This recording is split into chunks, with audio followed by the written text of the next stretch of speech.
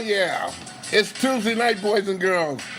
Let's get another week together with Butch On Sports. I'm simply Butch, and as always, thanks for tuning in, boys and girls, ladies and gents. I'll leave it as that here. I'm just looking at my monitor and watching the Chicago Cubs and the Colorado Rockies get into the wild card game. Winner takes all. I'll keep you abreast of that particular. And it's almost about 8 o'clock here in the good old city of Southgate, Michigan here. Again, Butch On Sports is here. And as always, thanks for tuning in, boys and girls. Yes, indeed. Thank you for tuning in on Butch On Sports. Really appreciate it here. Let's get to some sports news that you can't get enough of. And we're just going to cut through the chase tonight here. We're not going to ruin your time. I'm not going to, as the preacher said, I'm not going to hold you too long. I'll leave it as that. Okay, here we go. You know, let me first and foremost talk about the Detroit Lions. They lost to Dallas.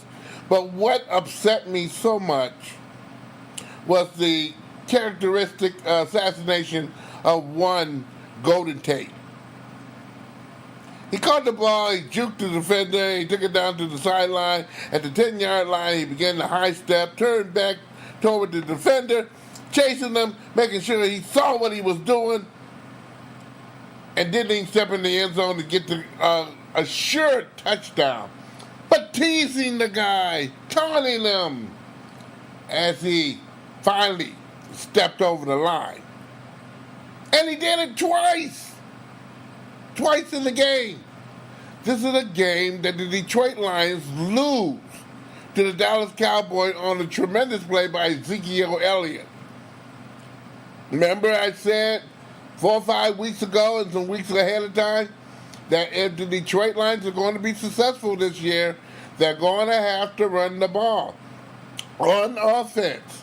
And their defensive backs are going to have to be stellar when it comes down to dealing with the opposite team's backs and also tight ends. That includes the cornerbacks and also the safeties. And what did I get? I got nothing. Same old song and dance as the old song says.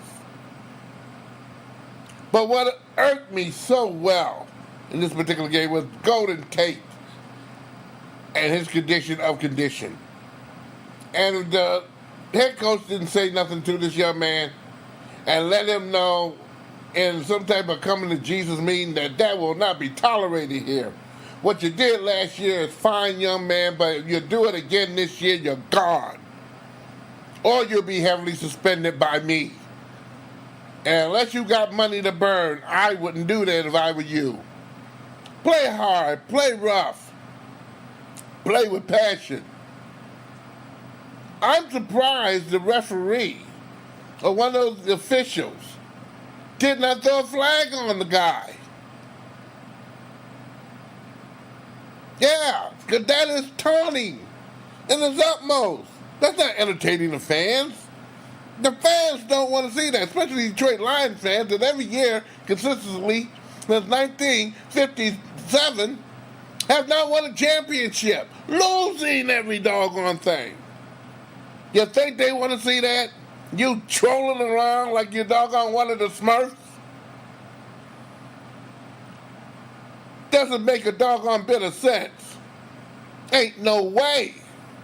And Matt Patricia didn't say something to that young man. He's just as responsible as he is. It's one thing of taking away someone's identity of them having fun. But when you're going out there making an ass out of yourself, and I hate using that word, boys and girls, so please excuse me and forgive me for using it. But he was an ASS, a capital ASS on that regards. And that shouldn't make any sense. So I'm not going to take it any farther.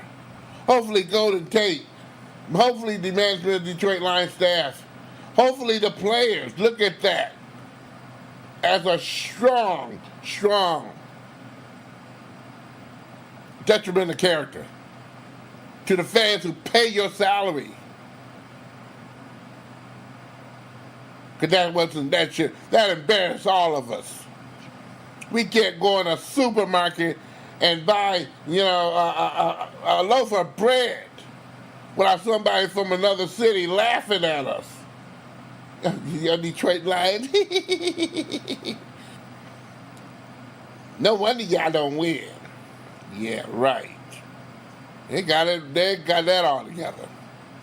In the meanwhile, back in the home front, Detroit Lions are getting ready to square off against their first North opponent this season in a matchup with the Green Bay Packers at Ford Field, marking the 176th meeting or matchup between the two franchises here. The Lions hold a 44-40-3 record all-time against the Green Bay Packers. Detroit will be looking to win its third consecutive win against the Packers, and most recently beating them 35-11 on December 31st, 2017. So there. Lions are off today, by the way. They'll be getting back in the grind Wednesday morning. And hopefully all that is forgotten and we can get to some business of winning some football games. Lions are 1-3. They have no time to be, well, I've said it all already here. The Detroit Red Wings today assigned right winger Luke Wykowski, defenseman Joe Hickey, and Flip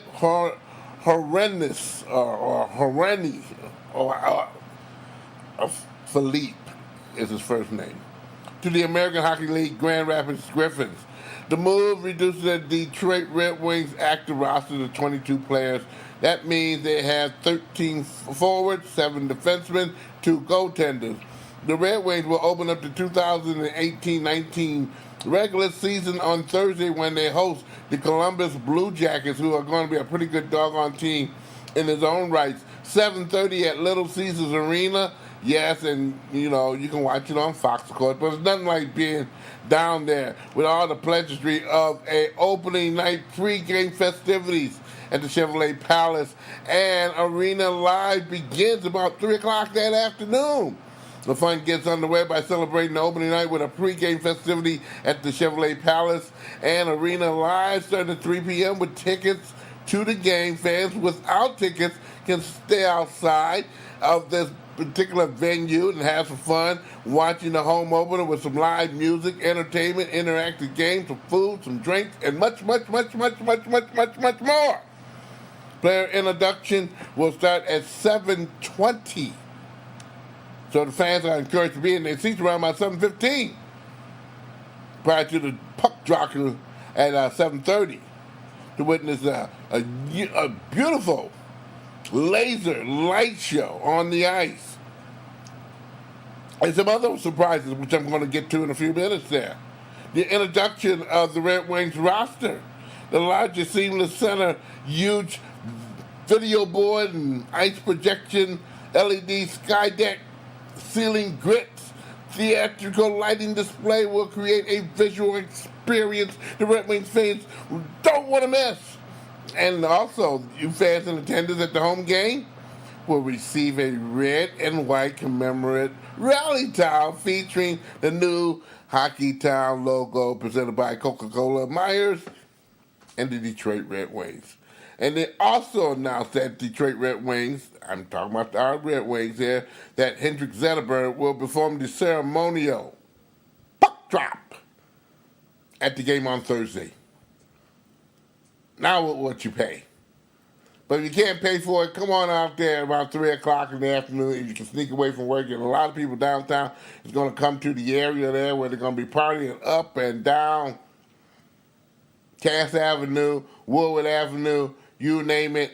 And it should be a pretty good doggone day on, they say Thursday, although they do forecast some little showers there. Hopefully it doesn't rain on the parade of the new 2018-19 season of Detroit Red Wings. Per se, down there at Little Caesars Arena. Yours truly will be there. Yes, he will. The NHL is moving forward with the Seattle expansion bid. Now, if you don't know nothing about this, there's several teams that are not really doing too doggone kosher here. Many of the teams that are really not, they say, up to snuff, as they say, would be the Phoenix franchise. Also, the Calvary franchise has been looked at as a suspect type of franchise right now that is not planning on getting a new arena per se, but again, losing fan interest and etc. And of course, the Red Wings and other teams in the league who are putting up these new arenas with these skyboxes and all kind of these amenities, and which most of them now have built them in the system. You know, the ownership now looking at higher and higher grounds. Well, Seattle Mayor Jenny Dukins acknowledged the reporter by taking some questions and signing some agreements to renovate the Key Arena in Seattle. Key Arena has been there for a long, long, long time. Me being living in the Pacific Northwest a humongous amount of years in the Portland area and knows about the Key Arena. It has been fixed up several times. From leaking roofs on down, they continue to keep that building whole. But the NHL wants them to have a brand new building. Yes, they do. They want them to have a brand new building. And negotiations for that is also taking hold. Because if they get that particular brand new building, Seattle has an excellent opportunity maybe to thrive a NBA team if expansion is upcoming in the future to rise again in Seattle. That was one of the reasons Seattle didn't move to Oklahoma City is because of the stadium or the arena outlet there. Okay? Commissioner Gary Bettman says of the Board of Governors and the Executive Committee has recommended moving forward the plans to add a team in Seattle. And the final votes could become as early as December. Bettman said there's still more information got to be gathered before the next board meeting on December 3rd and 4th. At that point, there could be clarity whether a team will be getting to play in 2020 or 2021, though that decision could be made later. A 9-owner executive committee heard Seattle's stakeholders at the meeting earlier Tuesday. Barring any unforeseen obstacles, it will be most likely that the work on the downtown arena. Bettman expects the board to be ready to vote in 2 months. Yes, they will. And those people in Quebec City are saying, well, why not us? Think about it. And those people in Portland who has an excellent building, the Rose Garden, why not us? Think about it.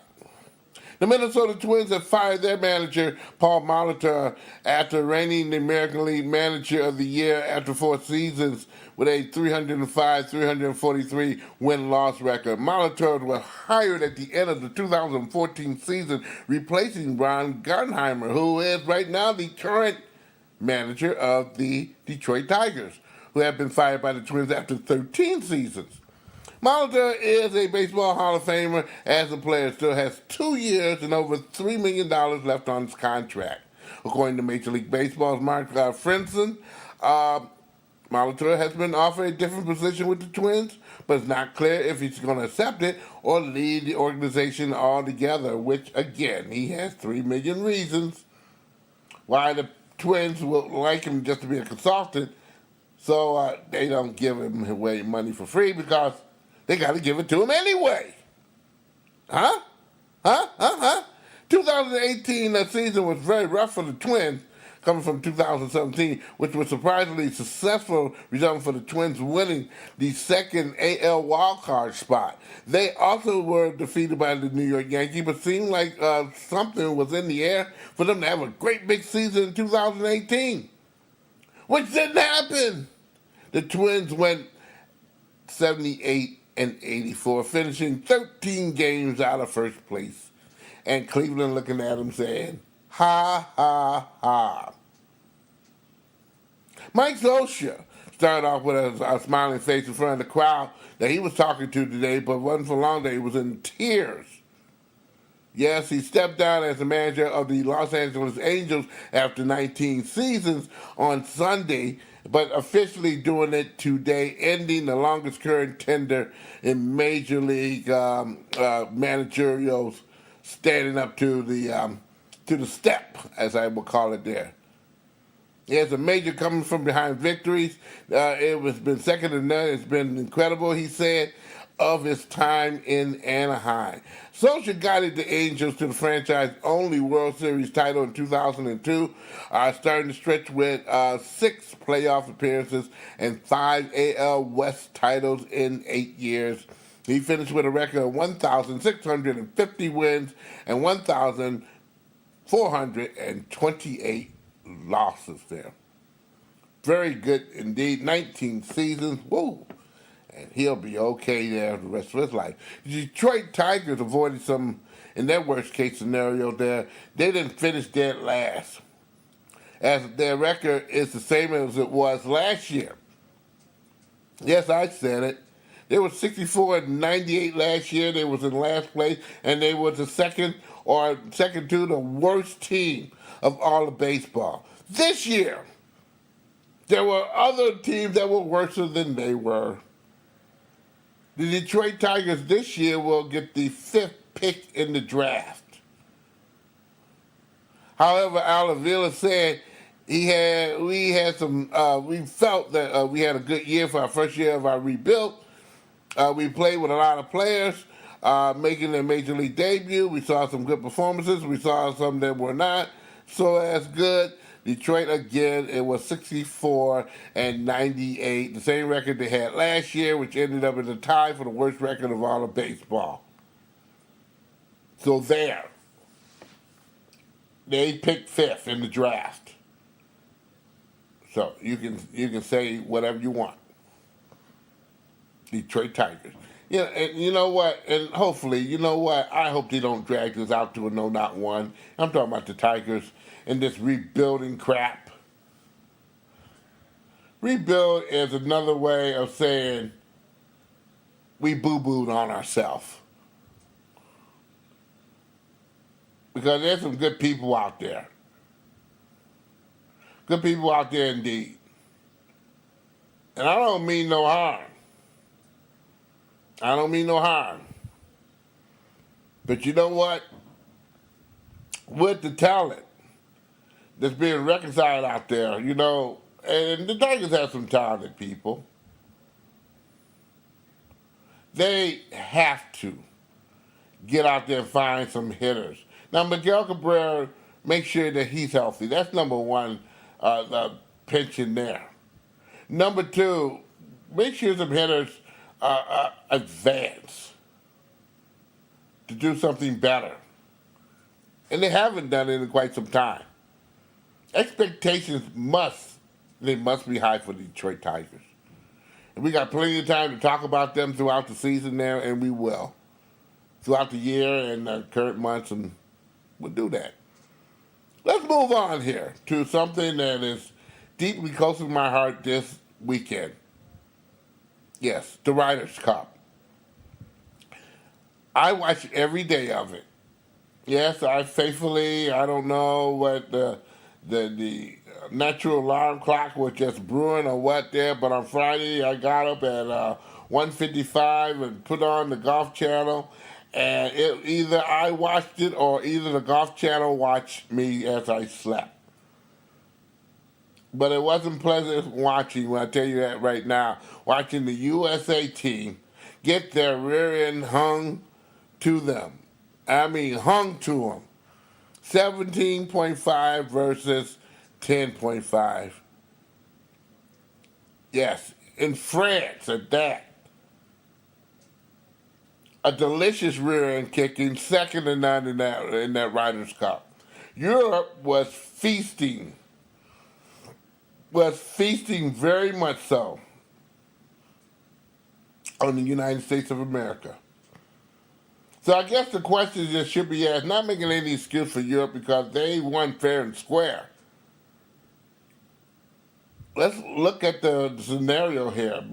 all these weeks of the FedEx Cup, knowing that this particular Riders Cup, which is a huge, huge event, already been taken care of years in advance. Years in advance. And they just didn't get it done. I don't understand. Do you understand? Why would they have all these events belly bumping and they don't get the Americans don't get maybe a week's worth of rest to sleep in their own beds, to maybe mend their body, to soak in a hot tub of water, to do some things that they have to do in order to kind of be at peace before they get on the plane and lose 6 hours worth of sleep to compete at a worldly level against some great doggone golfers in the world and get their rear end pegged to them. I don't understand. So I would say the administration of the golf to-bes in this country, you have to get it together here. Because someone lost a cork. There's no way you put all these events, and the FedEx was a great event. I mean, the results was great. Rose won the FedEx Cup. Tiger Woods, though, rallying back from years and months of fighting his health and services to finally win a tour title. You got to be tired after all of this, mentally, at least mentally tired. So my question is, why would you get on a plane the next day to go to Europe and lose 6 hours worth of sleep and all this press and all this other good stuff that you have to be responsible for? You get my drift here? Hopefully they do a better job. A way better job than the USA, the country that they claim they're rooting for. Fine. We can say Jim Floyd, may had some things to do with it. No, I don't think so. But I would have really looked at a better captain. And I'm not saying Jim Floyd was not a good captain. But when you got Phil Mickelson and Tiger Woods there, they're both in their 40s. And the majority of the talent that you are corralling up here are way younger. And USA has some good young talent upcoming. Speeds. Bubba Watson. Even not a Bubba Watson here. I think they got to look at captains of that regards there. And one of those two captains could have either played or sat out. It would have made no difference because they didn't contribute anything in the first place. I'm talking about Mickelson and I'm talking about Tiger Woods. But it happened. What can you say? That's just my take on this, boys and girls, on the Riders' Cup. Detroit Pistons will get their first look at their new head coach, Dwayne Casey, who won the Coach of the Year last season with the Toronto Raptors, but was kicked in the mouth and was fired by that particular team. For the most part, the Pistons are the same team that they were a year ago. Only difference is Blake Griffin and Andre Drummond experiencing. Hopefully they stay healthy. Reggie Jackson can come in there and stay healthy for an entire season. The preseason, they're looking for Luke Kennard to come off the bench or be a starter and be really, really good for a sophomore season. How about Bruce Brown, who's a really good athlete, the ability to knock down the outside shot? Glenn Robinson coming in from returning to Michigan after 2 seasons with the Wolverines, bringing some shooting, some athletic, some prowess, and some good defensive efforts to the Pistons. Some good pieces are there. Be surprised that the Pistons don't make the playoffs. I think a lot of people will be rear in. You can pick the verbs or the action words for this. Yes, the Pistons have lost 4 of their last preseason games as well. So this is a new thing here. We're not going to talk about the years of not being in the playoffs. Big deal is they put a lot of stock on Reggie Jackson. He has to be healthy. He will not play tomorrow when Oklahoma City, the Pistons play Oklahoma City in Oklahoma City at Chesapeake. They're going to rest him probably as many days as they possibly can. They have him ready for a season that's going to be full of fun and frolics. Yes, full of fun and frolics. Pistons tomorrow in Oklahoma City. That should start around about 8:30 their time or Eastern Standard Time. Whatever comes first, I tell you. When I was a little kid, I had the kind of luxury of having a daddy who was in this medium called communications. My father used to work for Great Lakes Steel as an electronic engineer, but took some experience in communications. As he used on the side, had a television shop and used to fix TVs. And also had a great bunch of knowledge in television camera work. Fixing them as well as using them. Those give you a chance to go to places that you never dreamed that you would go to, like places like in the old days, like WWJ-TV, or WJBK-TV in Detroit, which was Channel 2 or CBS in those days. Where you get to meet people like Van Patrick. My first exposure to him in '68 at Tiger Stadium. You're talking about watching this guy on TV do the news, and then you go in the booth and see him. Oh boy, that was chilling indeed. And I was a racket little sports kid here. I was at that point in time almost turning 12 years old. Just turned 12 years old, matter of fact. But that was good. But I'm making this very quick and lean, because down those days you had a lot of things. You always have a spotter. A spotter is a person who tell you the number, the tackler, or whatever it may be. And you also had those statisticians sitting up there, taking all the stats, getting all the scores, putting all the figures together, so that particular person on the air can have plenty to talk about, and wouldn't sound like a fool when he talked. Okay. Buck Jersey was one of those particulars who is from the area of Royal Oaks, but did a lot of work in Southwest Detroit. And also, first job at Great Lakes Steel.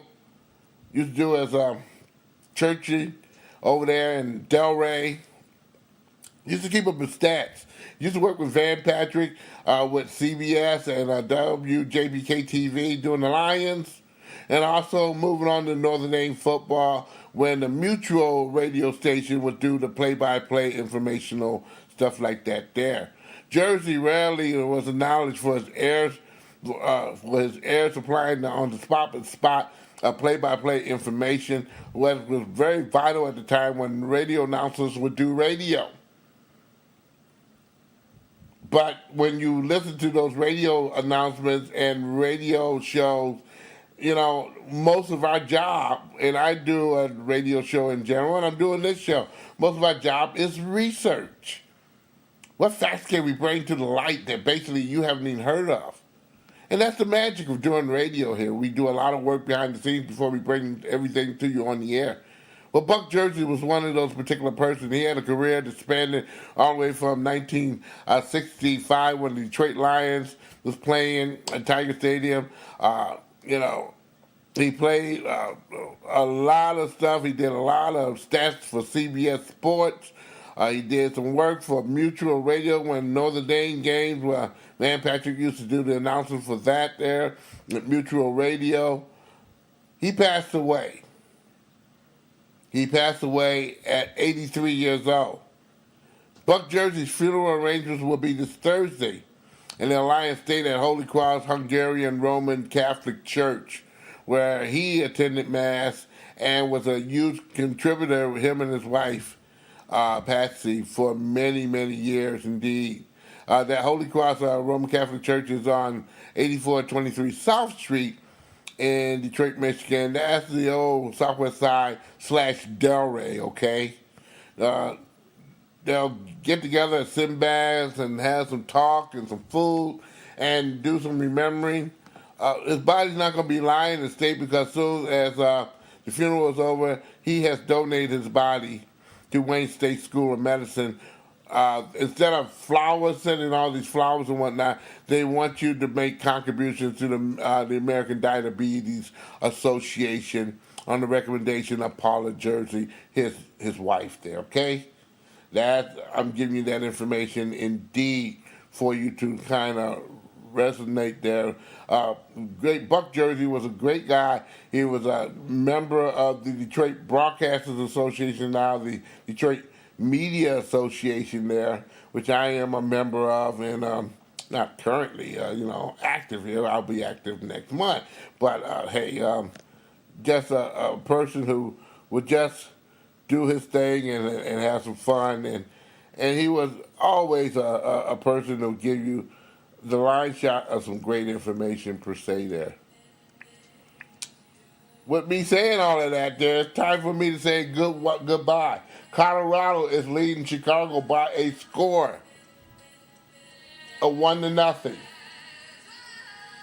And this is all the people who probably watching SmackDown, which in 2 weeks will have their 1,000th episode. We'll talk about that in the near future there, but we got to go. We will not be back until Friday and Saturday. Friday and Saturday we'll have broadcasters here on Butch On Sports here because of the amount of attention is going to give it on opening night. I won't be here. But we'll have some good sound and all this other good stuff there to give you memories of that particular there and some talking. Hopefully the Red Wings win there. Yes, Butch On Sports is a presentation of Oh My Darling Productions. Again, Friday and Saturday this week, boys and girls for Butch On Sports. Check me out on Facebook. Yes, indeed. Go to Facebook and go to Butch On Sports page. You can get the podcast there. You can get also the podcast. Type in simplyButchTO.Podomatic.com. You can go to Podbean as the game show. .podbean.com. Also check out the show like The Game. Yes, and other goodies and stuff like that there for your dining and dancing pleasure on radio or online here, boys and girls. You can also get the Butch On Sports podcast on iTunes. I'm out of time. Hey, have a very good night, all of you, or a very good day, whatever comes first.